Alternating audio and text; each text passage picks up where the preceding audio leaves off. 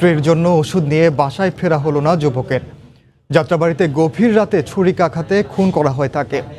পূর্ববিরোধের জেরে এই হত্যাকাণ্ড বলে দাবি স্বজনের। জড়িতদের ধরতে কাজ করছে পুলিশ।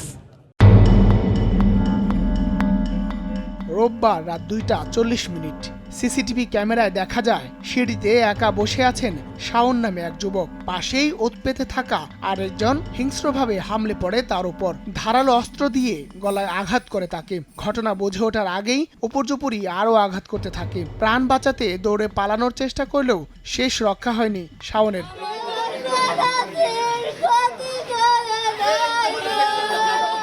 রাজধানীর যাত্রাবাড়ি বউবাজার এলাকায় ঘটে এমন নৃশংস ঘটনা। নিহতের পরিবারের দাবি, পূর্ব বিরোধের জেরে ফাঁদে ফেলে তাকে হত্যা করা হয়েছে। 3 জনে মিলা মারছে স্যার। প্রথমে এখানে মারছে, বাঁচার অনেক চেষ্টা করছে স্যার।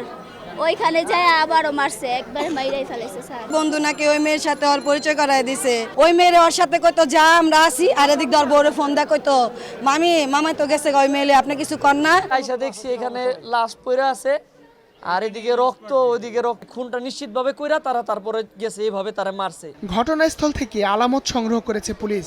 ঘাতকদের ধরতে কাজ করছে আইন শৃঙ্খলা রক্ষাকারী বাহিনীর একাধিক সংস্থা। এটা একটি পরিকল্পিত হত্যাকাণ্ড। আমরা এই বিষয়টা নিয়ে কাজ করতেছি। আমরা অভিযান এবং তদন্ত একসাথে শুরু করেছি। এক সন্তান ও স্ত্রীকে নিয়ে যাত্রাবাড়ি বউবাজারে একটি বাড়িতে ভাড়া থাকতেন শাওন।